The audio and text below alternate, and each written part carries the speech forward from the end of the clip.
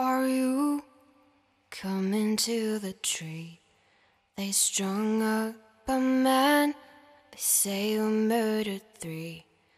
Strange things did happen here, no stranger would it be if we met at midnight in the hanging tree.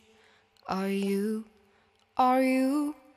coming to the tree where a dead man called out for his love to flee? Strange things did happen here, no stranger would it be if we met at midnight in the hanging tree. Are you?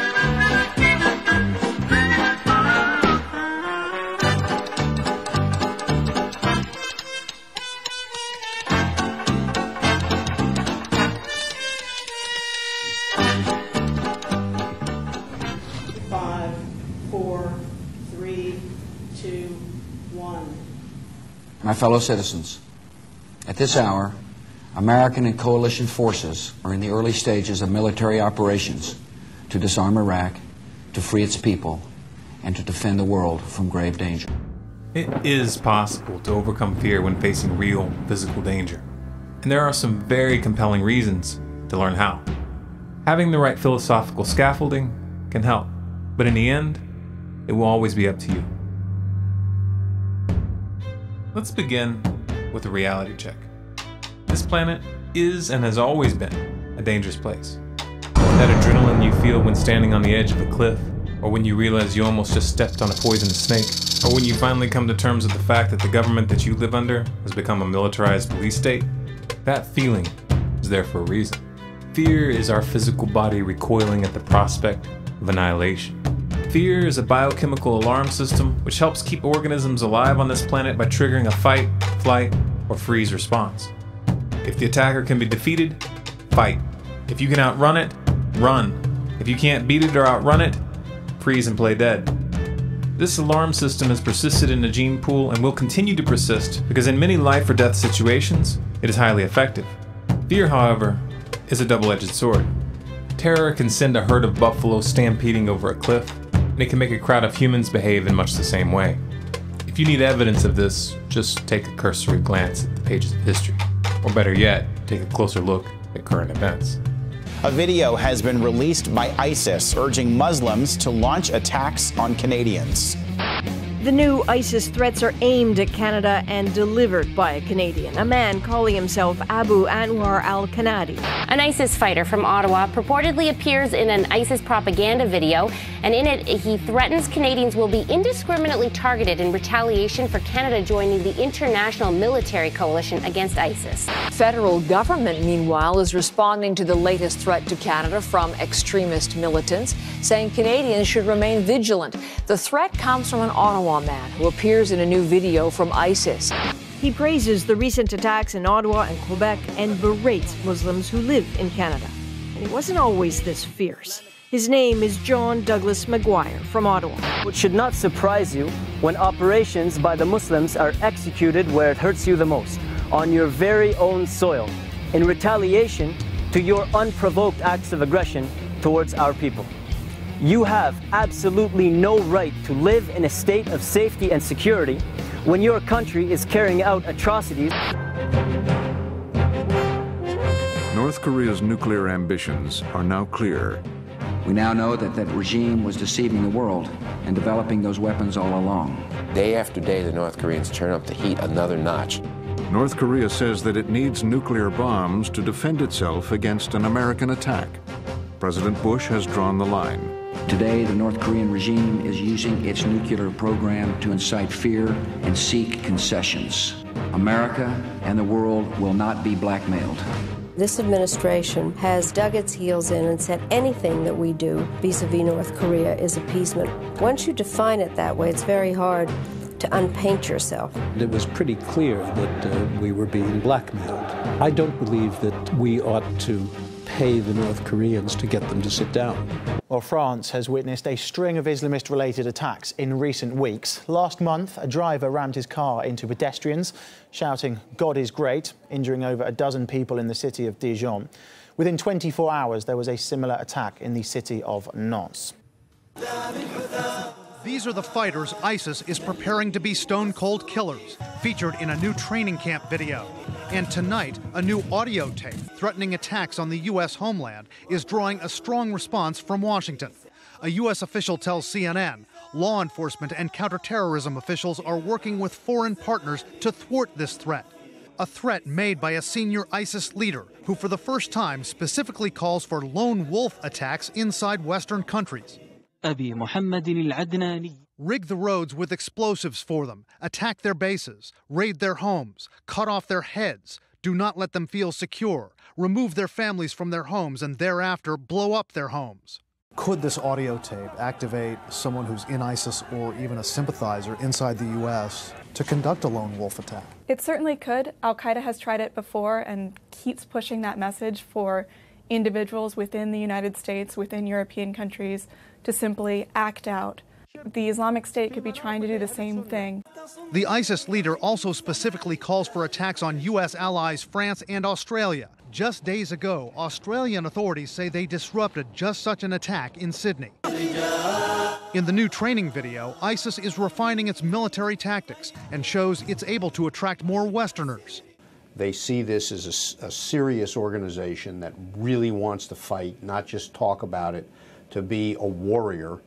And this is part and parcel of making that transition from being a civilian to being a warrior in the minds of these recruits. This is one man who could be drawing them in. The flames of war are only beginning to intensify.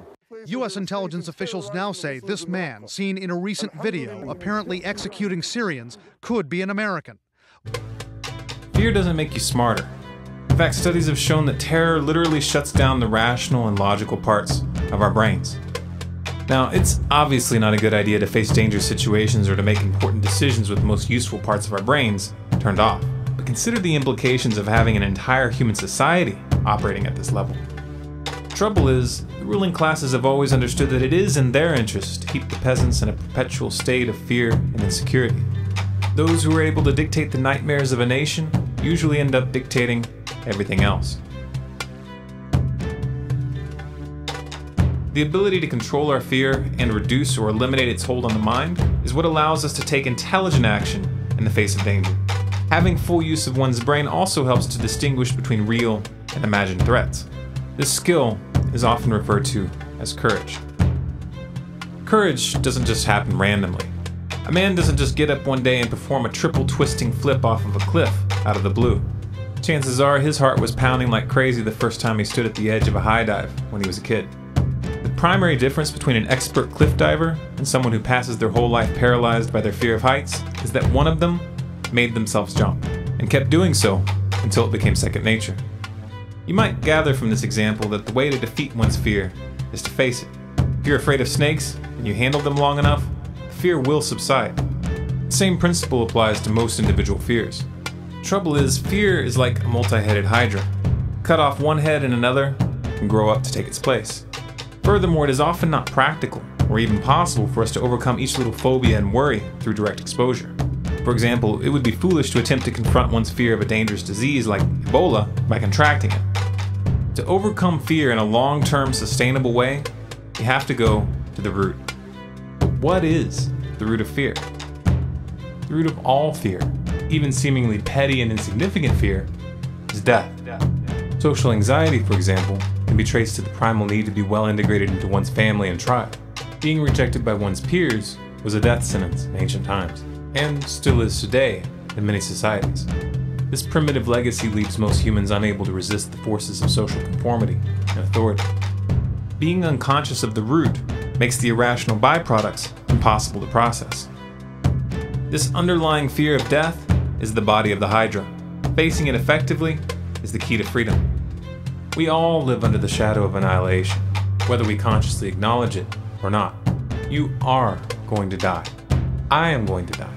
In 300 years, every single one of us will be dust. No one leaves this place alive. And there is no getting around that reality, though some convince themselves otherwise. Do you find that thought disturbing?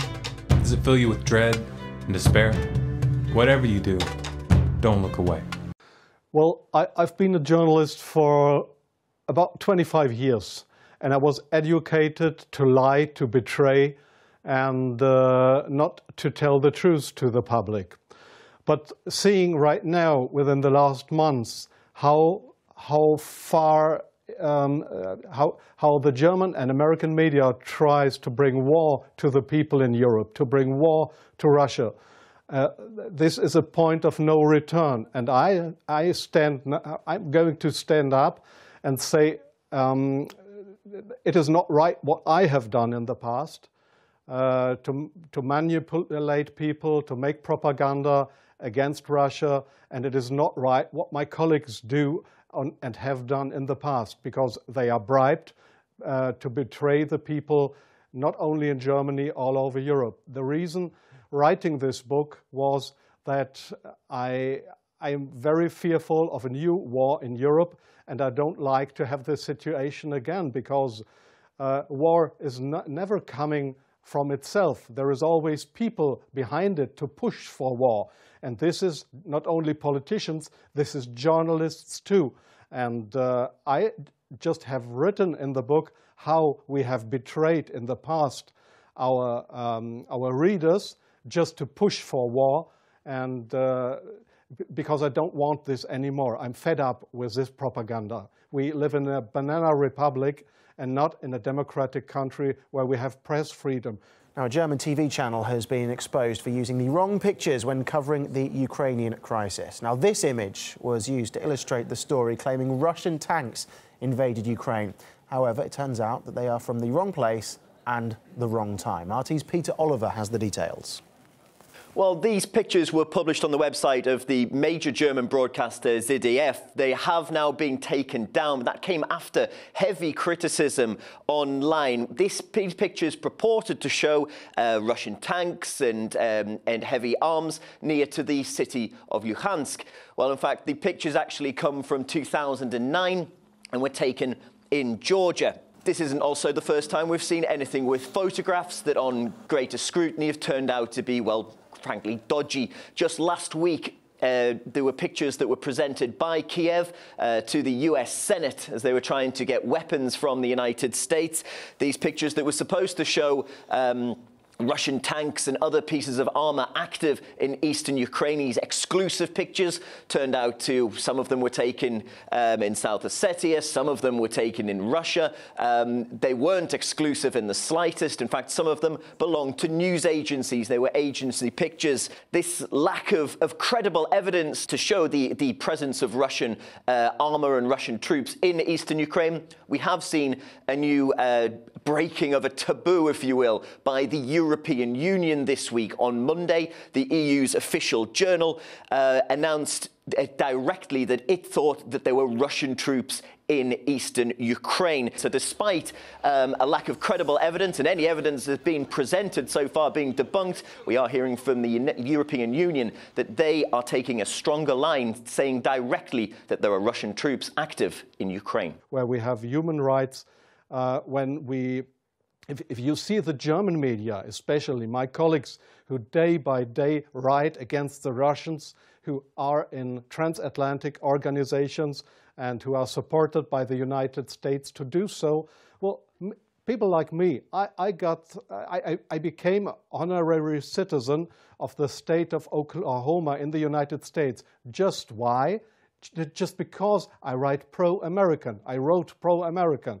I was supported by the Central Intelligence Agency, by the CIA. Why? Because I should be pro-American. I'm fed up with it. I don't want to do it anymore. And so I've just written a book not to earn money. No, it will cause a lot of trouble for me, just to give the people in this country, in Germany, in Europe, and all over the world, just to give them a glimpse of a view what goes up behind the closed doors. European leaders meet again in Brussels to discuss the ongoing crisis in Ukraine. With Russian personnel on the ground in the country, Vladimir Putin has been warned what he faces by his European counterparts should he not withdraw those troops. I think the situation is worsening. Russia in open and direct involvement in and is at stage of war against Ukraine, and it is clear That means against country who wants to be closer to Europe. That means Russia is practically in the war against Europe. Of foreign policy failures and contradictions in the last few years, including, of course, the bombing of Libya, the desire to arm the rebels in Syria, has been the unnecessary provocation of Vladimir Putin. This EU empire, ever seeking to expand, stated its territorial claim on the Ukraine some years ago. Just to make that worse, of course, some NATO members said they too would like the Ukraine to join NATO. We directly encouraged the uprising in the Ukraine that led to the toppling of the President Yanukovych, and that led, of course, in turn to Vladimir Putin reacting. In the contested Ukrainian city of Donetsk, the evidence of yet more heavy shelling is everywhere. The casualties in this latest round of violence, at least 15 civilians, their bodies scattered indiscriminately. The attack in the rebel-held city took place as evidence mounted of a Russian military incursion into Ukraine. This tank, says Kiev, belongs to Russia. Officials say it was spotted near the eastern town of Novoazovsk. President Saakashvili was the president of the Republic of Georgia, and in 2008, the Republic launched a campaign to regain control of its two breakaway provinces, South Ossetia and Abkhazia. But the Russians intervened. They sent in the tanks, and they intervened on the side of the Russian rebels who prevented Georgia from gaining their authority back. Live from America's News Headquarters, I'm Kelly Wright. Good morning. A provocative incident between the U.S. and Russia. U.S. fighter jets have intercepted Russian military planes off the western coast of Alaska. The American jets were scrambled into action when the Russian planes came within 55 miles of Alaska. Yes, there is many examples for that. If we go just back to history, if you go into the year 1988, if you go to your archives, you will find in March 1988, there was in Iraq, in Iraq, the Kurdish people have been gassed with poisoned gas. That is known all over the world. We went in low to Halabja in an Iranian Air Force helicopter, hugging the hillside in order to keep away from Iraqi planes and artillery fire. Below us, the ruins of what had been a town of 70,000 people. Geographically, Halabja is in Iraq, but its people were Kurdish and owed little allegiance to the Iraqis. For that, they paid a heavy penalty. This amateur video, filmed by an Iranian soldier, shows the town as it was last week, just after Iran had captured it. Many of the people in these pictures are now dead, and the same amateur cameraman recorded the death of Halabja itself the following day, as Iraqi planes dropped their chemical weapons. The Iranians maintain that 3 separate types of gas were used: cyanide, mustard gas, and nerve gas. The centre of Halabja was badly damaged by high explosive, and hundreds of people are said to have died here. But the gas was worse and did more damage in the heavily populated quarters of the town. But in July 1988, they sent me to a town called Zubeidat, that is on the Iraqi-Iranian border. There was war. It was war between the Iranians and the Iraqis, and I was sent there to photograph how the Iranians have been gassed with poisoned gas, with German poisoned gas. You call it Lost and Zarine, mustard gas, made by Germany. They have been gassed, and I was there to make photographs how these people have been killed by poisoned gas from Germany. When I came back to Germany, there was just one small photo in a newspaper, in the Frankfurter Allgemeine, and there was one small article not writing how impressive, brutally, how unhuman, how terrible it was to kill decades after the end of the Second World War, people with German poisoned gas. So this was a situation I feel misused for having been there and just to give a documentary what has been done, but not being allowed to cry out to the world what we have done behind closed doors. Up to today, it's not well known in the public that with German public gas, there have been hundreds or thousands of people gassed in this city of Zubeidat. Now, you ask, what have I done for intelligence agencies? So, please see, most of the journalists you see in foreign countries, they claim to be journalists, and they might be journalists, European or American journalists, but many of them, like me in the past, are so-called non-official cover. That's what the Americans call that. I have been a non-official cover. Non-official cover means what? It means you too work for an intelligence agency. You help them if they want you to help them, but they will never, when you are locked, or when they find out that you are not only a journalist but a spy too, they will never say, "Oh, this was one of our guys." They will not know you. That means non-official cover. Bringing entertainment to thousands of people. Through its magic, we are able to enjoy a combination of the radio, motion pictures, and the stage, right in the comfort of our own homes, simply by pushing a button and turning a dial. These cells with their electrical charges are scanned by a stream of electrons, completing 30 pictures a second. Compare that crude picture with these of today, and you can judge for yourself how far along the road to perfection television has traveled. Most people still today think that all entertainment to do with movies, drama, is therefore nothing more than their entertainment. It never ever was that case. Of course, television can't perform such miracles as this, yet. But perhaps there's no harm wishing that it could. The greatest social messages are promoted through movies and drama, high drama, through the fixation of emotive sequences, emotional sequences, not logical, factual sequences, but pushing points across in an emotional way which register and fix in the mind. So emotional content is very, very important, rather than going through an actual discussion or an argument using logic and facts.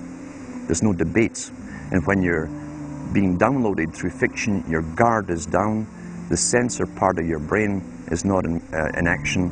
It isn't saying, yes, I agree with this, I disagree with that, as you would in a debate or a lecture.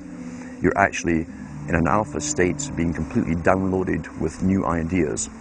Hello, I'm an actor. I've been paid $8,000 to tell you how great Nordnet is compared to other banks. They chose me because I'm more handsome than their real CEO, and because I look successful in a suit. I walk fast through a hallway where I read from a prompter on top of a camera. It says that Nordnet has lower fees, a better platform, and that they push less of their own products. Great job. I now walk in this modern office where I have a cup of coffee with another actor whom I've never met before. We shake hands and laugh. Apparently business is going well. Throughout history, social engineers have refined techniques designed to control large populations. About 100 years ago, this big organization with many branches, they wanted to rule the world basically using Britain as a nucleus of a system, an embryo, which also was going to be joined with the US under the Anglo-American establishment. Wrote about the kind of culture and the changes of culture over a 100-year period that they would actually design, implement and bring in. And H.G. Wells talked about it too. He talked about arenas. He says arenas could be put up across the world for sports, for instance. Now at that time, sports was something that children, school children were into. Adults became adults and got onto adult things.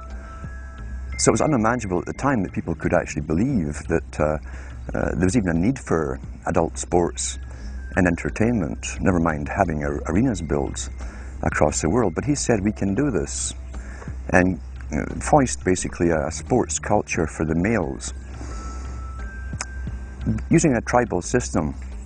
We're all tribal to an extent, that's why we even bother to vote for a tribal leader.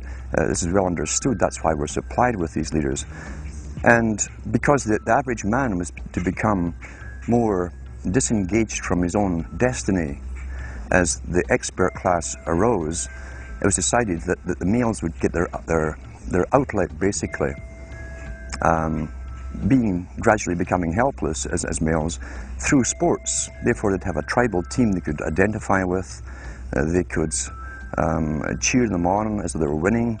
In their own personal lives, they were getting nowhere. They were getting disenfranchised, in a sense, as experts took over decision-making for them in all kinds of fields. So this was psychology at use, planned before they even implemented the sports. When radio came along, of course, they used that to the maximum. Sports for the men, soaps basically for the women, and then in came television, as I say, with its alpha state, its hypnotic state. And sure enough, around the 1960s, really, 50s and 60s, it took off. It really, really took off. And men became glued on Saturday nights to the sports shows. A culture industry, which is called by its own the culture industry. The Soviet Union had a department called the culture industry. Their actors and directors were called the cultural leaders, because they would, like a computer, people are like computers, all you have to do is keep giving them new updates every so often, and you can change an entire country or a nation or a block of nations who are all getting the same upgrades at the same time along certain paths. Today we call it political correctness. Most people want to belong to their peer group. They want to be the same as everyone else when it comes to opinions. In fact, they judge their own personal sanity by bouncing ideas off their neighbours and friends who will answer back and agree on these same topics in kind. It doesn't matter if the topics or what you're given are facts or utter nonsense, as long as everyone agrees at the same time. You'll say, well, I'm sane, and your friends will all agree because they've had the same information given to them. But an experiment is not a public opinion poll. It examines behavior under the pressure of social forces, as the experiment of Solomon Asch reveals. The experiment you'll be taking part in today involves the perception of lengths of lines. As you can see here, I have a number of cards, and on each card there are several lines. Your task is a very simple one. You're to look at the line on the left and determine which of the three lines on the right is equal to it in length. All right, we'll proceed in this order. You'll give your answer. Only one of the people in the group is a real subject, the fifth person with the white t-shirt.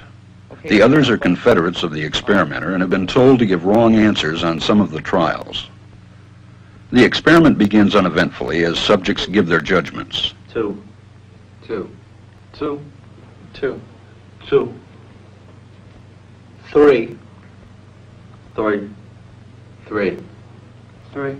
But on the third trial, something happens. 2, 2, 2, 2, 2.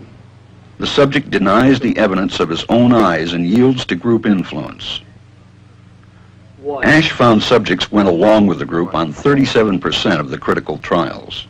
But he found through interviews that they went along with the group for different reasons. 1. 1. They must be right. There are 4 of them and 1 of me. 1. This subject's yielding is based on a distortion of his judgment. He genuinely believes that the group is correct. 1. 1. 1. 2. 1. 2. 2. 2. I know they're wrong, but why should I make waves? 2. In this case, the subject knows he is right, but goes along to avoid the discomfort of disagreeing with the group. Here, the distortion is at the level of his response. 2. 2. 2. Program. And I'm sad because I know that it's hard for people like that to take an interest, a serious interest in world affairs, to take a serious interest in what their elected officials are doing. And they're not going to be really inclined to study or discover the deception that's being used against them. And so I'm sad because I see all of that in a flash in my mind as being an indication of how easy it is for the masses to be manipulated. Judged the Iraqi regime was a dangerous aggressor. In the interests of world peace and regional security, the community of nations required Iraq to surrender its offensive arsenal, its chemical and biological weapons, and abandon its nuclear weapons program. Iraq agreed to comply. The world judged the Iraqi regime to be a dangerous aggressor. In the interests of world peace and regional security, the community of nations expelled Iraq from Kuwait, required Iraq to surrender its offensive arsenal, its chemical biological weapons, and to abandon its nuclear weapons program. Iraq agreed to comply. Iraq's continued defiance of the community of nations presents a challenge which must be addressed. Presents a challenge which must be addressed. It is inherently dangerous to allow a country such as Iraq to retain weapons of mass destruction, particularly in the light of its past aggressive behaviour. If the world community fails to disarm Iraq, we fear that other rogue states will be encouraged to believe that they too can have these weapons, these most deadly of weapons, to systematically defy international resolutions, and that the world will do nothing to stop them. That is the ultimate nightmare, which the world must take decisive and effective steps to prevent. Possession of chemical, biological, or nuclear weapons by terrorists would constitute a direct, undeniable, and lethal threat, including to Canada and its people. The world has tried other means for years, but so far to no avail. We cannot walk away from the threat that Iraq's continued possession of weapons of mass destruction constitutes to its region and to the wider world. In the final analysis, Mr. Speaker, the absolute conviction of the government is that disarming Iraq is necessary for the long-term security of the world and is therefore manifestly in the national interest of Australia. In the final analysis, disarming Iraq is necessary for the long-term security of the world, to the collective interests of our historic allies, and therefore manifestly, Mr. Speaker, it is in the national interest of this country. Suiciders to kill innocent life, who had relations with Zarqawi. Imagine what the world would be like with him in power. The idea is to try to help change the Middle East. Now look, part of the reason we went into Iraq was the main reason we went into Iraq at the time was we thought he had weapons of mass destruction. It turns out he didn't, but he had the capacity to make weapons of mass destruction. But I also talked about the human suffering in Iraq, and I also talked the need to advance a freedom agenda.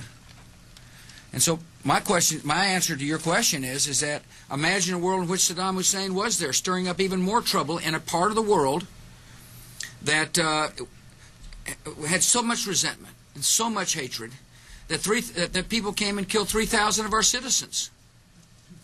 You know, I've heard this theory about, everything was just fine until we arrived, and kind of the stir up the hornet's nest theory. It just doesn't hold water as far as I'm concerned. The terrorists attacked us and killed 3,000 of our citizens before we started the freedom agenda in the Middle East.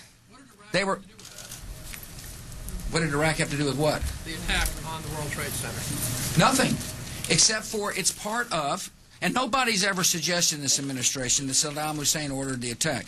Iraq was the lesson of September the 11th is take threats before they fully materialize, Ken. Nobody's ever suggested that the attacks of September the 11th were ordered by Iraq. I have suggested, however, that resentment and the lack of hope create the breeding grounds for terrorists who are willing to use suiciders to kill to achieve an objective. I have made that case. And one way to defeat that, defeat resentment, is with hope.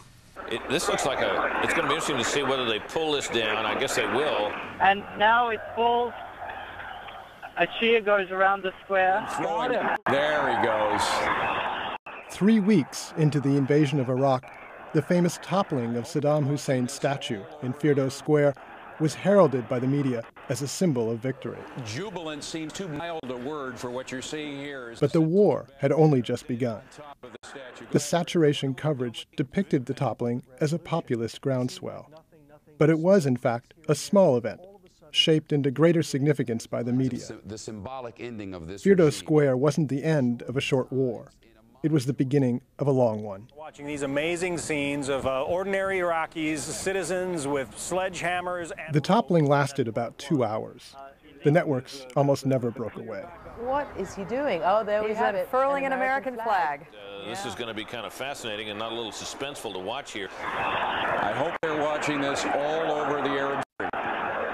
Careful examination of those broadcasts and photographs suggests the crowd, which varied in size, topped out at just a few hundred. And it was to a significant degree composed of journalists and Marines. Just about 5 minutes ago. Nonetheless, between 11 a.m. and 8 p.m., CNN replayed the toppling every 7.5 minutes. Fox replayed it every 4.4 minutes.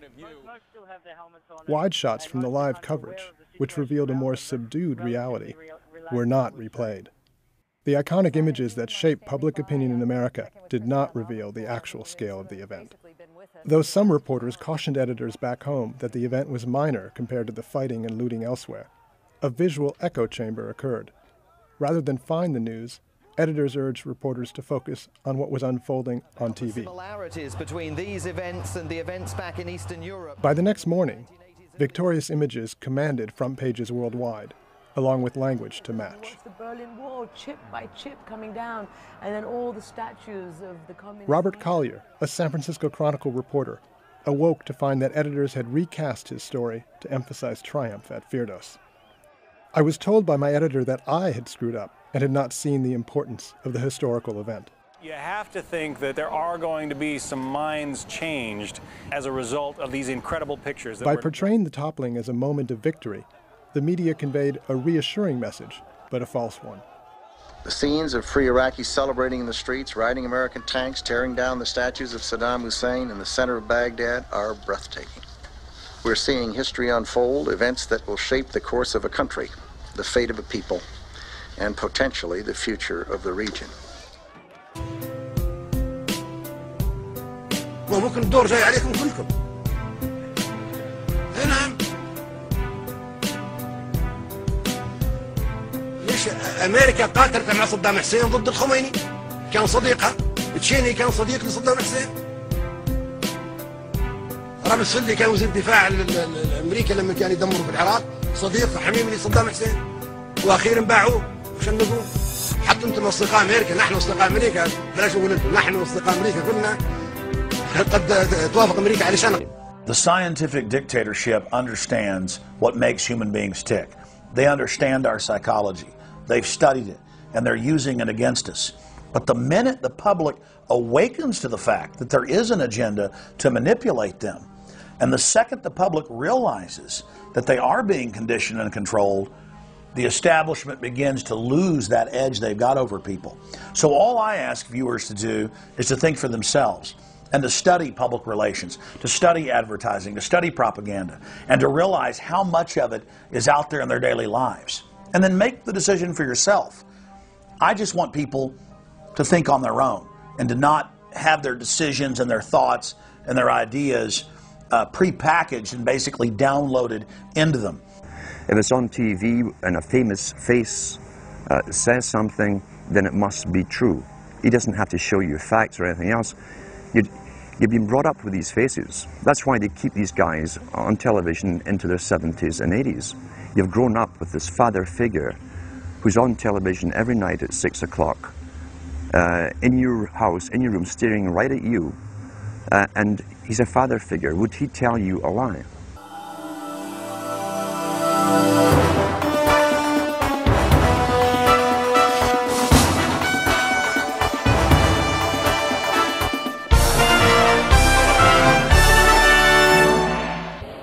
voor de overlevenden is het nog altijd niet te bevatten. De familie Samouni is uitgebreid, wel 400 mensen, en dit was één van hun huizen. De Israëlische grondtroepen waren hier actief, maar de familie had reden om zich veilig te wanen.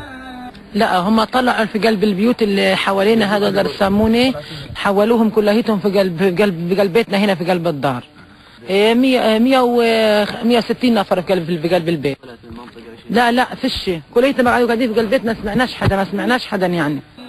De lijst met namen van de mensen die omkwamen toen het huis desondanks gebombardeerd werd is lang. وسلفتي وبنت سلفي وحمدي السموني كمان استشهد برضه معانا هنا مع الأولاد استشهدوا.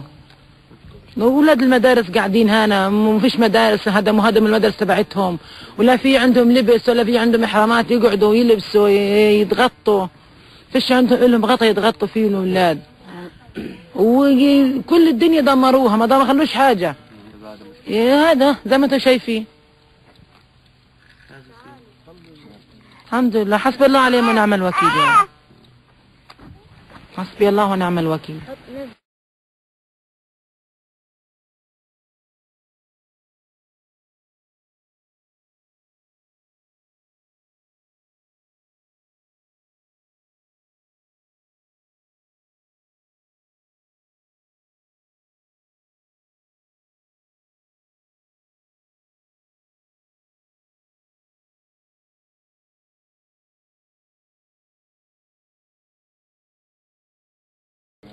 الحمد لله حسبي الله عليهم ونعم الوكيل يعني.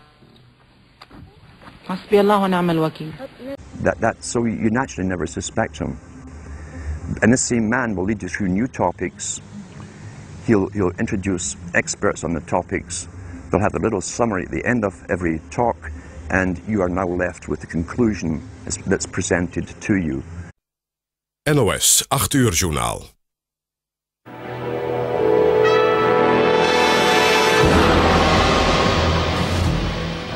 President Poetin heeft altijd elke betrokkenheid ontkend bij de strijd van de pro-Russische separatisten in Oost-Oekraïne. Als de BBC-verslaggever Poetin daar een vraag over wil stellen, wordt hij zo goed als genegeerd. Mr. Putin, John Sweeney from the BBC. I'd like to ask you a question about the war, sir. I'm sorry, sir, the killings in the Ukraine. Thousands of dead. Ukrainians, Russians, Malaysians, British, Dutch. So, sir, do you regret the killings in the Ukraine?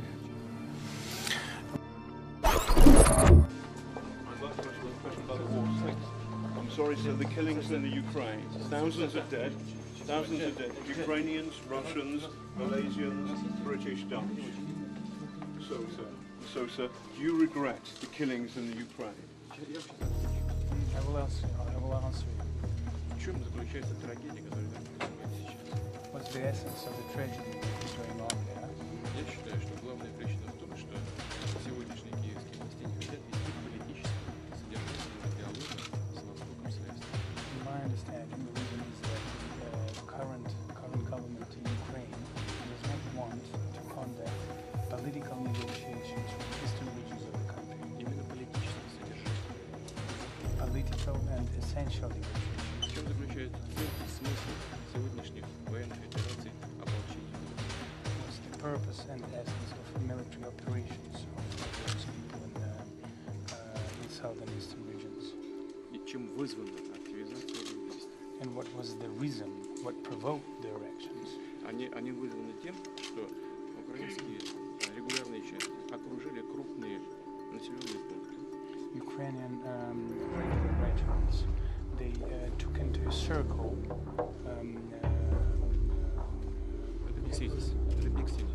the big cities of eastern regions. Yes, and then big cities and then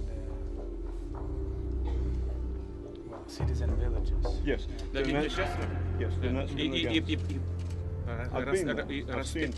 И расстреливают жилые кварталы прямой наводкой.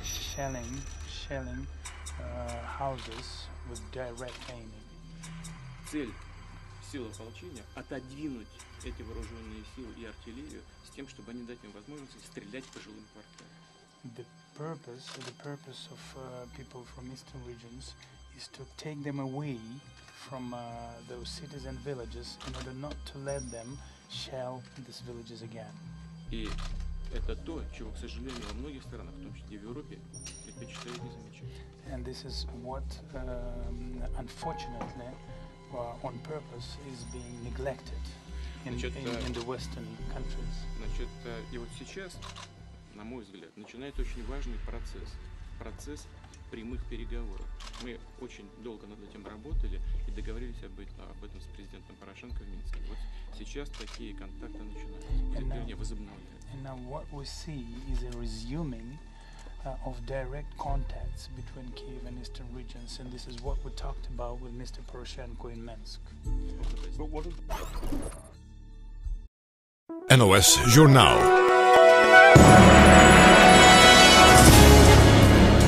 We gaan naar verslaggever Jeroen Wollaars. Hij is bij de Nederlandse ambassade in Kiev.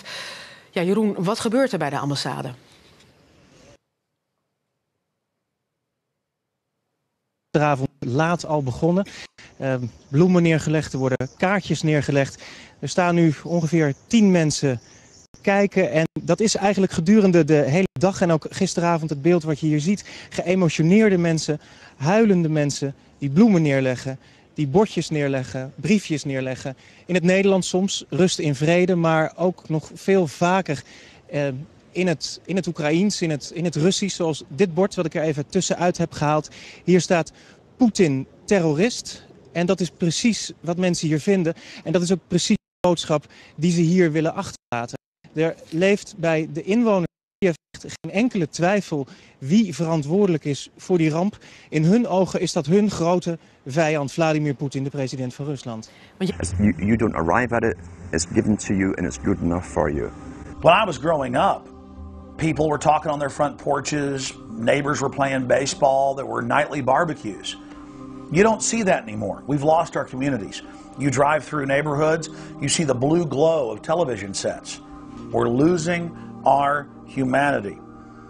So, if you want to rebel against the globalists, the social engineers, start by turning the TV off a few hours a day and actually getting to know your neighbors. Getting outside that comfort zone, expanding your horizons.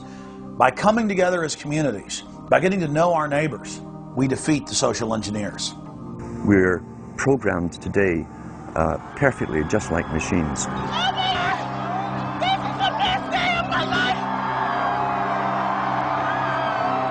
We tie this in with the Brzezinski. Brzezinski said in 2 Ages, now this guy was way up with the NSA. He's a master geopolitician. He admits he works in 20, 50-year periods to do with geopolitics in other countries. But he said himself, the public will shortly be unable to think or reason for themselves. It was meaning by the form of information that was given to them, the type, the formulas that were in use then in the 1970s. He says, eventually they'll be unable to think or reason for themselves. And eventually, he said, they will expect the media to do all their thinking and reasoning for them. Well, that's happened today. That's why people today can't think outside of the programming from television. Zbigniew Brzezinski, Obama's main foreign policy advisor, talks about how a cult of personality can be artificially manufactured to influence the masses. In the first months of my administration, to pull our economy... Oh, goodness. Sorry about that, guys. To pull our economy back from the brink, including the largest and most sweeping economic recovery plan in our nation's history. We're gullible, but we're also willingly gullible. We want a human being, a big daddy, to come along and make everything right for us. And as long as we believe that, we'll always basically get shafted. In addition to John, sorry, I just noticed that I jumped the gun here. Go ahead and move it up. I'd already introduced all you guys. It's the presidential reality show. But when it became an Oprah production, it became slick. You don't have a president, you have an actor. They say that politics is show business for ugly people. You got it. What am I going to tell the president when I tell him his teleprompter is broken? Yours is a voice of criticism we don't often hear in the United States.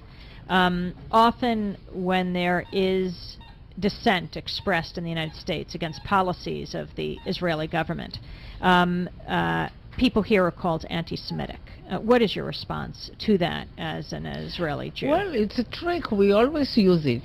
When from Europe somebody is criticizing Israel, then we bring up the Holocaust. When in this country people are criticizing Israel, then they are anti-Semitic. And the organization is strong and has a lot of money, and the ties between Israel and the American Jewish establishment are very strong, and they are strong in this country. As you know, they have power, which it's okay. They are talented people, and they have power, money, and media, and other things. And their attitude is Israel, my country, right or wrong, the identification.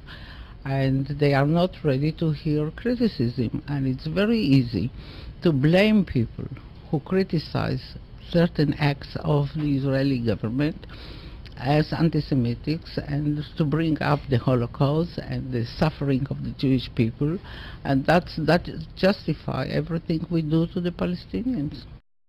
Rupert, is there any agenda that you want to shape?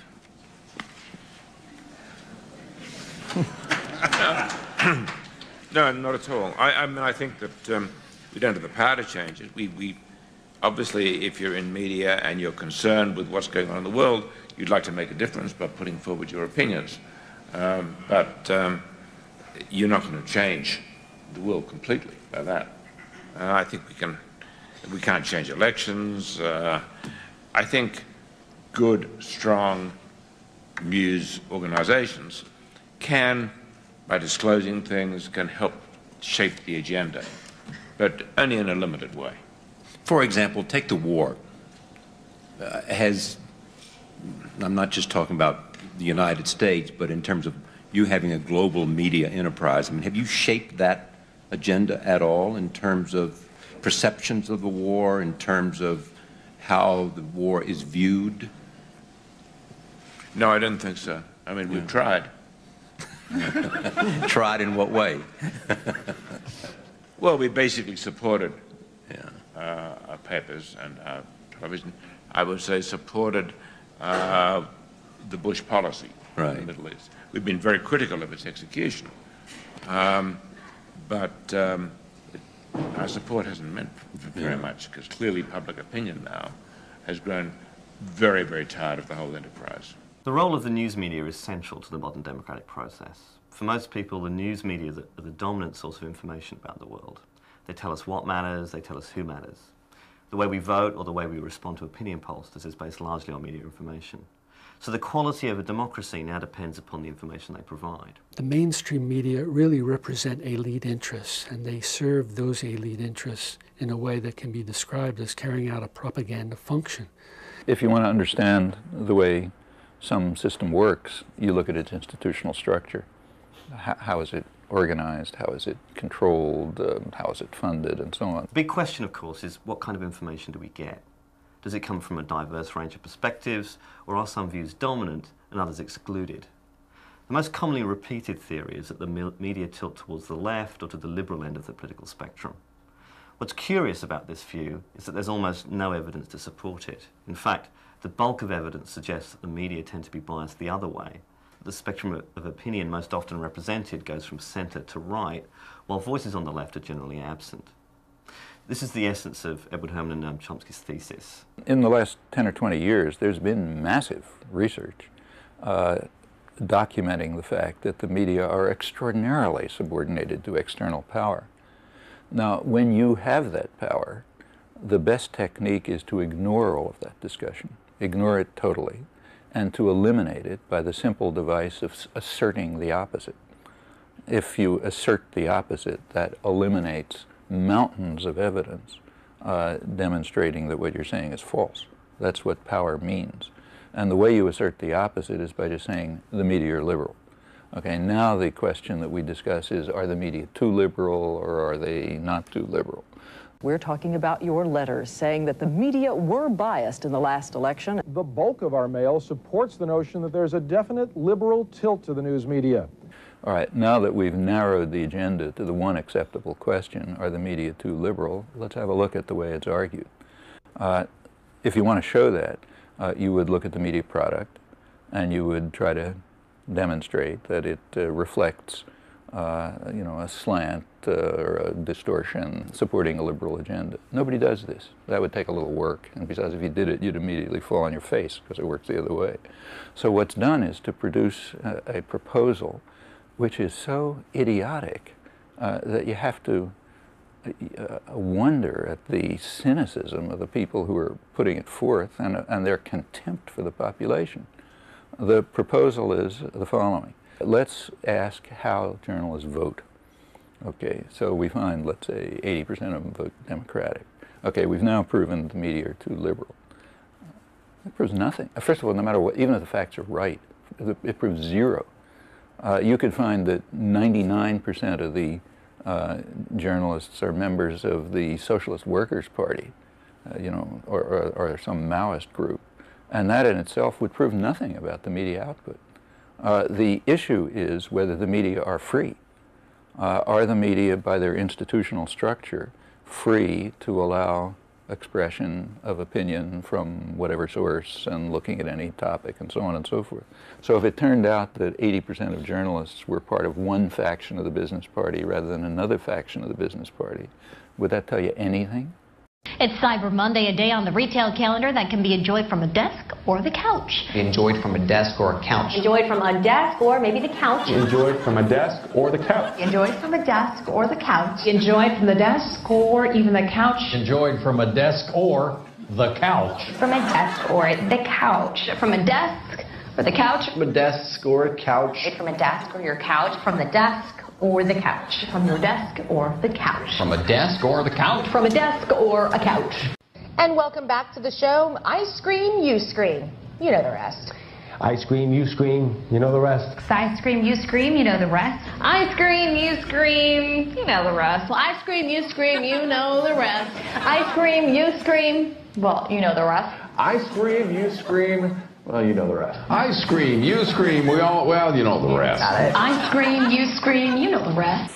In consumer news, economic factors may take some spring out of the Easter Bunny step this year. Economic factors may take some spring out of the Easter Bunny step this year. Economic factors may take some spring out of the Easter Bunny step this year. Economic factors may take some spring out of the Easter Bunny step this year. Economic factors may take some spring out of the Easter Bunny step this year. Economic factors may take some spring out of the Easter Bunny step this year. Economic factors may take some spring out of the Easter Bunny step this year. Economic factors may take some spring out of the Easter Bunny step this year. Economic factors may take some spring out of the Easter Bunny step this year. Even if you take these studies at their face value, there are a number of flaws with them. Perhaps the most important one is that they assume that it's the journalists, rather than the owners, the advertisers, the news shapers, or the newsmakers, who control the manufacture of news. That's a bit like saying that the workers on the factory floor decide what the car industry produces. It's long been understood, you know, hundreds of years, that unless people are controlled, they're going to challenge power. They will not simply willingly accept subordination, domination, hunger, and so on. Nobody's going to accept that if they have choices. So it is therefore necessary for those who are in the positions of control decision-making, monopolize wealth, and so on. It is necessary for them to somehow keep the population from their throats, as they put it. And that can either be done by force, or as force, that capacity declines, by control of opinion. There's no other method. The American Constitution doesn't allow the United States to wage a preemptive war, and reserves for Congress the power of declaring war to another nation. For this reason, every time a president has wanted to enter a war or to begin a new one, he has had to wait for a military incident, whether created or provoked, to justify the use of force in front of Congress and the American people. In 1898, the United States went to war against Spain in order to take control of the Caribbean area. The pretext came from the sinking of the USS Maine, which was anchored near the Cuban island.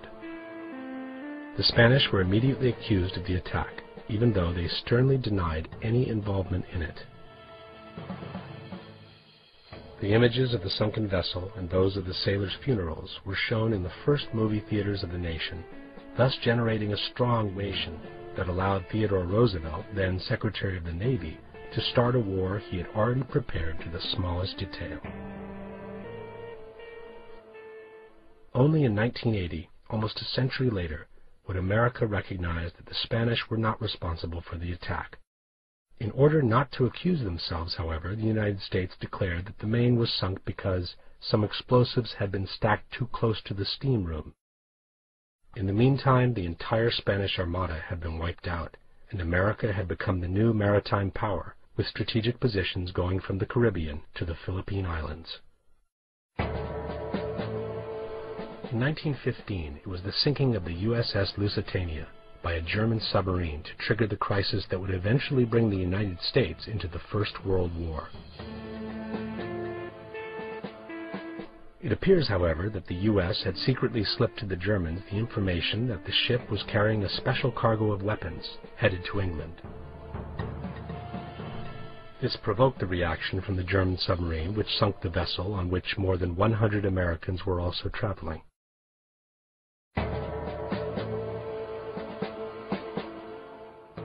In 1941, it was the infamous Pearl Harbor attack to generate a wave of indignation large enough for President Roosevelt to declare war on Japan. The facts of yesterday and today speak for themselves. With confidence in our armed forces, with the unbounding determination of our people, we will gain the inevitable triumph, so help us God. Almost 3,000 sailors died in the surprise attack. History would later reveal that the administration knew of the attack in advance, but it did everything possible to delay the transfer of information to the Hawaiian port. This was confirmed by Admiral Kimmel, the port's commander who helplessly witnessed the massacre of his crews and the destruction of his vessels. We needed one thing, which our own resources could not make available to us. That vital need was the information available in Washington from the intercepted dispatches, which told when and where Japan would probably strike. I did not get this information. In 1964, the United States decided to officially declare war on North Vietnam.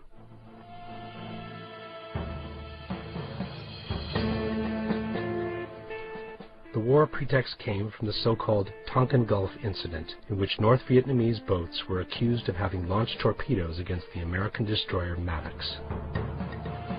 Then Secretary of Defense Robert McNamara immediately announced to the press the upcoming military action. Immediately following the attack, U.S. representatives in Saigon met with representatives of the South Vietnamese government.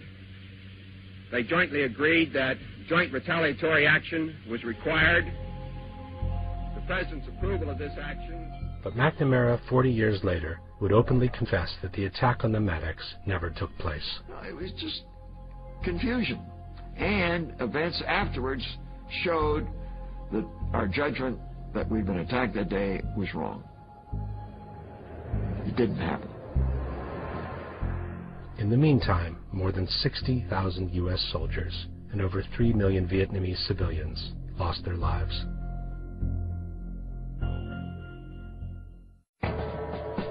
In 1990, the situation between the United States and Iraq had grown tense, and the group of neoconservatives around President Bush convinced him it was time to attack Saddam Hussein. The U.S. secretly informed Saddam that they had nothing against him taking over the oil fields of Kuwait, a territory the Iraqi dictator had always claimed as his own. Saddam took the bait, and Iraq invaded Kuwait. Tonight, the first pictures of the Iraqi invasion of Kuwait. At that point, Dick Cheney, who was then Secretary of Defense, gave Saudi Arabia some satellite photos in which 250,000 Iraqi soldiers could be seen amassing behind the Kuwaiti border. Fearing an invasion, the Saudis granted the U.S. the extraordinary permission to establish military bases on the territory.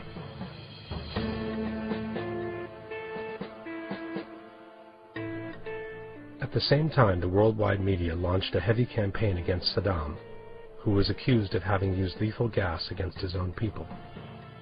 No mention was made to the fact that the gas had been sold to Saddam by the United States, which then stood silent during the massacre, even though they were perfectly aware of it. The media campaign against the Iraqi dictator reached its peak with this touching testimony from a young Kuwaiti nurse, who described to the world the atrocities committed by the Iraqi soldiers in her invaded country. While I was there, I saw the Iraqi soldiers come into the hospital with guns. They took the babies out of the incubators.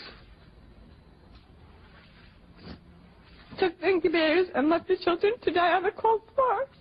The news shocked the entire world, and from that moment no one had a word to say about the American bombing of Iraq.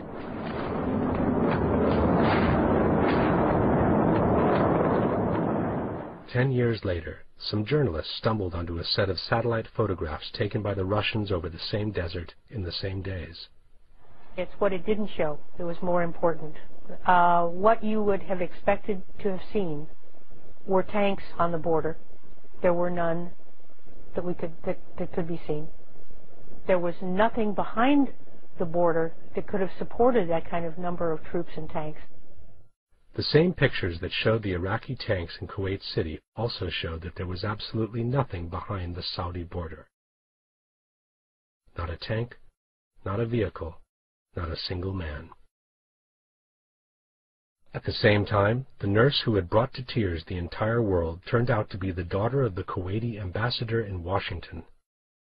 She had faked the entire incubator story after having been professionally trained by one of the most important advertising agencies in Washington, Hill and Knowlton. In the meantime, the U.S. had wiped out the entire Iraqi army and had managed to establish permanent military bases in Saudi Arabia. In a cruel and ruthless shooting spree, and against all international treaties, the U.S. Air Forces literally destroyed and turned to ashes thousands of Iraqi soldiers on their way back to Baghdad.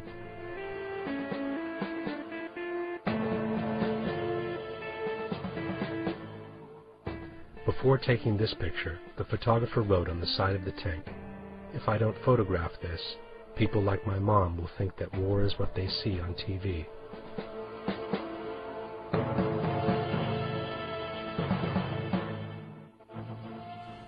USS Liberty, America's most shameful secret. And sir, I also want to tell you my name is Phil Turney. I'm a three-time president of the USS Liberty Veterans Association. I was aboard the ship when it was attacked by Israel in 1967. And sir, in your letter, it addresses the cover-up of the USS Liberty by our government and the government of Israel. Now, also, since then, Ward Boston, the chief aide at the Board of Inquiry, has come out and said that the Board of Inquiry was a sham, a lie, and this cover-up should be uncovered. What are your suggestions to the sailors, to the men that are trying to get justice, sir, to get this cover-up taken care of so we can go on with our lives with dignity and honor? Well, sir, as a fellow veteran, I think I've written that the attack on the Liberty, this is during the 1967 Arab-Israeli War, was, or the cover-up was one of the most shameful events in our modern American military history. It's a scandal, and Congress, which said it was going to look into it, never did. Another example of prime political cowardice, and I would like to see President-elect Obama, when he's president, open up this ugly incident, tell the truth how American soldiers were killed and machine gunned in the water by Israeli forces, about the cover-up that was made, how it apparently came right from the White House.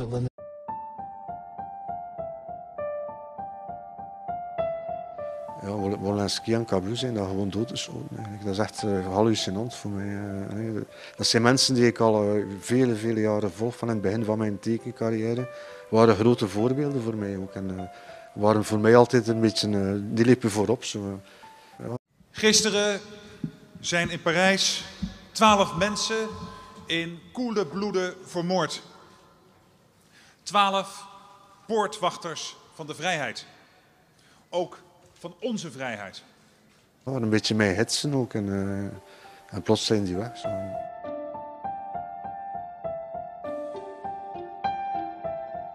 Dat zijn gewoon hele vriendelijke, lieve mensen eigenlijk. En die gewoon aan een tafel, zoals ik, wat tekeningen maken. Die zij leuk vinden. En hopen dat de rest het ook leuk vindt. En als iemand daar zich aan stoort, ja. Ik kan niet met iedereen rekening houden. Ik maak ook soms tekeningen die mensen tegen de borst stuiten. Maar als je met iedereen begint rekening te houden, dan kan je beter stoppen eigenlijk. Dus die hebben gewoon tekeningen gemaakt waarvan ze dachten, voilà, dat is een leuke tekening. En blijkbaar kan dat dus niet. En, hebben ze dit moeten bekopen met de dood eigenlijk. En, ik vind het echt vreselijk. شايفين شيء ديروا واحد برك رجعوا ورا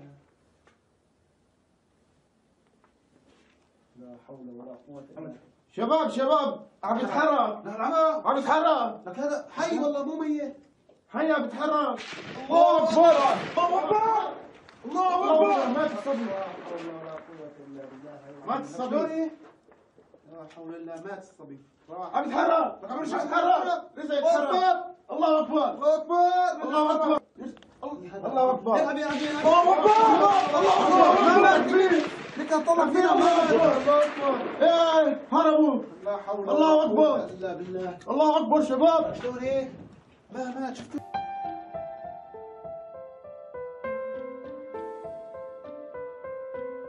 In de islamcultuur gaan mensen het front op eigenlijk om als martelaar te sterven voor hun geloof. Wel, nu hebben we mensen die gestorven zijn als martelaar voor de vrijheid eigenlijk, denk ik. En ik vind het een hele enge gedachte eigenlijk. Maar voor mij was, ik zal het misschien overdrijven in de eerste uur naar wat er gebeurd is, maar voor mij waren dat goden eigenlijk. Dat zijn mijn goden eigenlijk, dat ze mij afgenomen hebben. En ja, iedereen heeft recht op zijn God. Maar er is wel een groot verschil tussen een potlood en een Kalashnikov.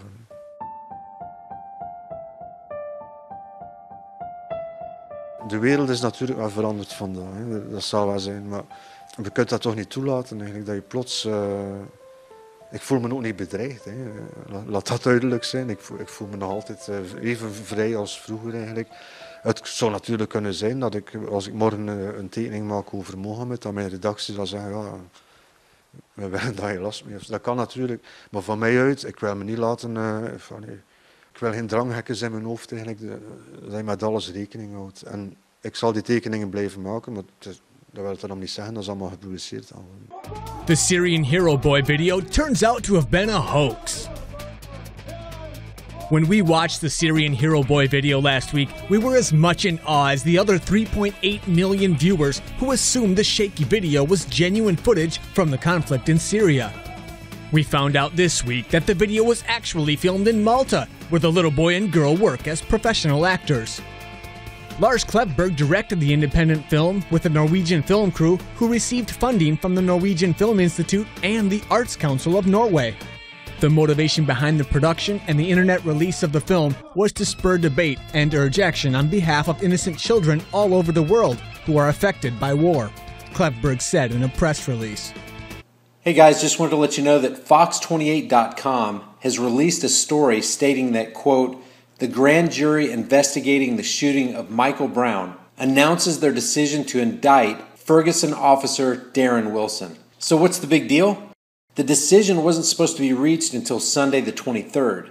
This story went out on Friday, November 21st at 6:56 p.m.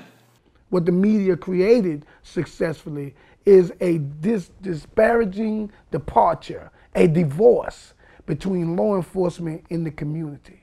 because now a police officer who is respected in the community as being one to maintain peace was now looked upon as a person who's the enemy, who's coming to lock up our black brothers and sisters because of what he thinks, according to what the media shows. And media also shows in his mind, the police officer's mind, that he's not safe no more in his own community with people that he know, and that he got to protect himself at all costs. So he's going to racially profile.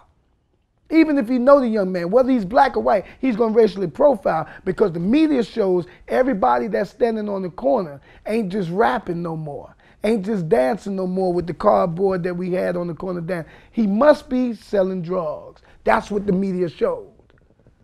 That these are the people that's doing these things that are criminal, and these are the people you need to look out for. Now listen, I was able to see that television sets were actually watching people in their homes, monitoring their movements, monitoring their conversations. More than just bringing you your favorite shows, it may be watching and recording your every move. Night on Your Side, Scott Wagoner tells us this smart TV has some people worried.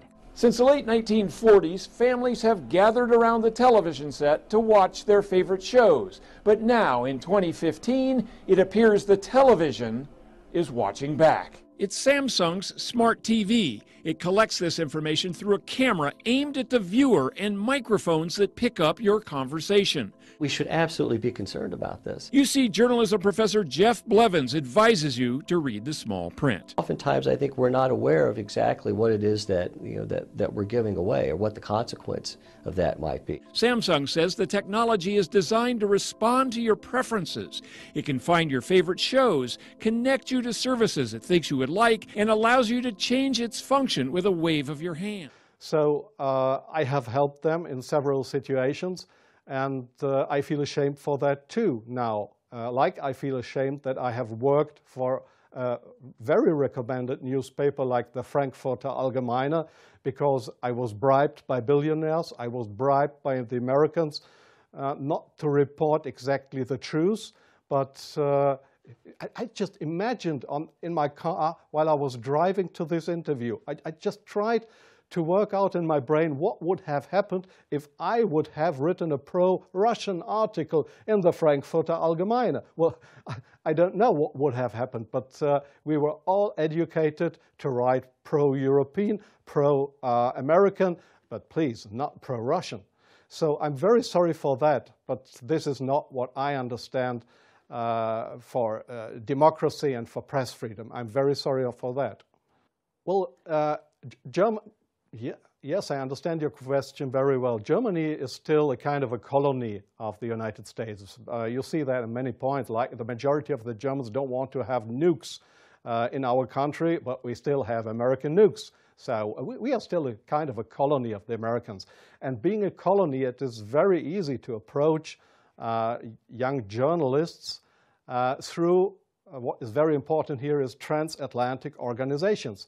All journalists from really respected and recommended big German newspapers, magazines, radio stations, TV stations, they are all members or guests of those big transatlantic organizations. And there, in these transatlantic organizations, you are approached to be pro-American, and there is nobody coming to you and saying, well, we are the Central Intelligence Agency, would you like to work for us? No, this is not the case how it happens.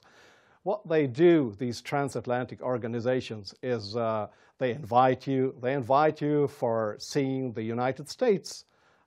They pay for that, they pay all your expenses and everything. So you are bribed, you get more and more corrupt, because they make you good contacts.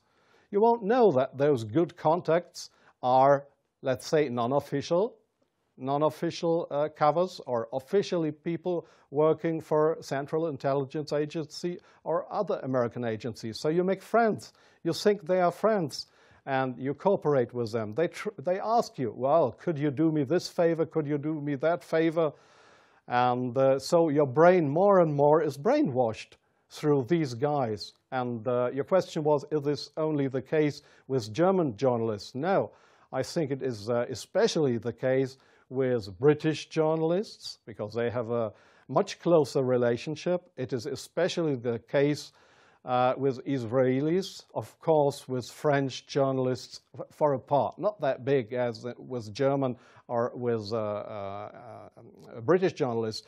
It is the case for Australian journalists, for journalists from New Zealand, from Taiwan, from, well, there is many countries in the Arab world, like Jordan, for example, like Oman, the Sultanate of Oman. There is many countries where this happens, where you find people to claim they are respected journalists, but if you look behind them, you'll find they are puppets on a string of the Central Intelligence Agency. I'm sorry in interrupting you. I'll give you one example. Sometimes the intelligence agencies, they come to your office and want you to write an article. I give you an example not from strange other journalists, from me myself. I've just forgotten the year. I just remember that the German Foreign Intelligence, Bundesnachrichtendienst, it is just a sister organization of the Central Intelligence Agency. It was founded by the American Intelligence Agency. So one day, the BND, this German Foreign Intelligence Agency, came to my office at the Frankfurter Allgemeine in Frankfurt. And they wanted me to write an article about Libya and about Colonel Muammar Gaddafi. I had absolutely no secret informations regarding Colonel Muammar Gaddafi and Libya.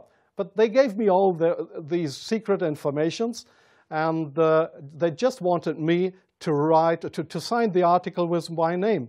I did that, but it was an article that was published in the Frankfurter Allgemeine that originally came from the Bundesnachrichtendienst, from the German Foreign Intelligence Agency. So do you really think that this is journalism, intelligence agencies writing articles? Oh yes, that article, I have reprinted it partly in my book. That article was how Libya and Colonel Muammar Gaddafi, how he secretly tried to build a poison gas factory, I think in Rabta was the name, yeah. And I got all those information. It was a story that was printed worldwide 2 days later. But I had no information on that. It was the intelligence agencies that wanted me to write this article. So, but this is not the way journalism should work, that intelligence agencies, that they decide what is printed and what not. If I say no, I give you an example from a very good example if you say no. Well, we have a rescue unit in Germany with helicopters for traffic accidents. It's called, they call themselves the Yellow Angels. There was one guy who didn't want to cooperate. He was a pilot of the helicopter service of the Yellow Angels in Germany. This guy said no to the Foreign Intelligence Service, Bundesnachrichtendienst, when they approached him and wanted him as a non-official cover to work for the German Foreign Intelligence Agency, just to pretend to be somebody from the Yellow Angels. So what happened was that he lost his job. And the court in Germany, the judge decided that they were right because such a guy could not be trusted. He was kicked off his job because he didn't cooperate with the Foreign Intelligence Service. So I knew what would happen if I would not cooperate with intelligence services. Well, I have had, let me say, 6 times my house was house searched because I was accused by the public prosecutor, the German public prosecutor. I was accused of leaking secrets of states. 6 times house searched. Well, they hoped that I wouldn't do that ever again. But I think it's worse that the truth will come out one day. The truth won't die. And I don't mind what will happen. I've had 3 heart attacks. I have no children. So if they want to bring me to court or to prison, so it's worse for the truth. Hidden within that discomfort is the secret of life. You see, death is the ultimate counselor. It is the ultimate point of reference. Will this thing that you're afraid of right now matter in 300 years? In most cases, you'll find that the answer is no. Regardless of how dire your situation may seem, no matter how serious your personal problems may be, death will erase them all for you someday. Once you fully integrate this reality, you'll find that it's a relief. Just a short internal glance at one's tombstone can be used to release those surface level fears. Take a deep breath, let it go, and do what needs to be done. We are dust in the wind. There is absolutely no sense in poisoning the precious little time that we have with inner turmoil. You're going to die no matter what, so you might as well look your death in the eye and smile like a kid who's been caught with their hand in a cookie jar, and eat that cookie anyway. But what if the answer is yes? What if this issue that's keeping you up at night will matter in 300 years? What should we do then? Well, what would you do about it if you weren't afraid? What would you do if you knew you only had 1 year left to live? Answer that question, and you have found your mission in life. You have found something bigger than yourself, something worth dying for, but more importantly, something worth living for. Are you afraid of walking your path? Then take another look at your grave. Ironically, confronting your death can also help you avoid it. Those who have accepted the inevitable actually have a tactical advantage over those who are terrified of it. Courage is a wild card which can turn the tables against impossible odds. A small group of highly motivated, fearless individuals can accomplish far more than an army of cowardly and obedient sheep. Remember, we can negotiate the timetable to some infinitesimally small degree, but no matter what we do, our lifespans are short like sparks on their one fleeting trajectory of existence. You want to really live? You want to make that spark count? You want it to start a fire before it goes out? Then do not sleepwalk passively towards the gallows. Stand up, look your death in the eye, and dance. Dance like you're never gonna dance again. Sing like you're never gonna sing again. Stand up while your heart is still beating and hold your child in your arms like this moment is all that you have. Because it is. Those who have studied history know that nothing invigorates and empowers an authoritarian regime more than a spectacular act of violence, some sudden and senseless loss of life that allows the autocrat to stand on the smoking rubble and identify himself as the hero. It's at moments like this that the public, still in shock from the horror of the tragedy that has just unfolded before them, can be led into the most ruthless despotism. Despotism that now bears the mantle of security. Acts of terror and violence never benefit the average man or woman. They only ever benefit those in positions of power.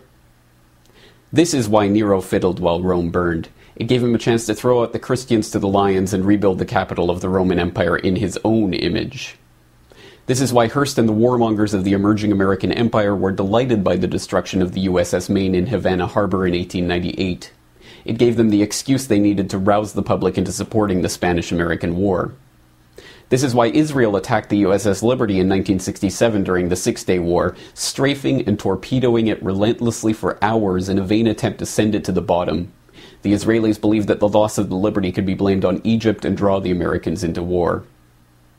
This is why there are hundreds of documented examples of government staging attacks in order to blame them on their political enemies. In every civilization, in every culture, in every historical period, authoritarians have known that spectacular acts of violence help to further consolidate their own power and control.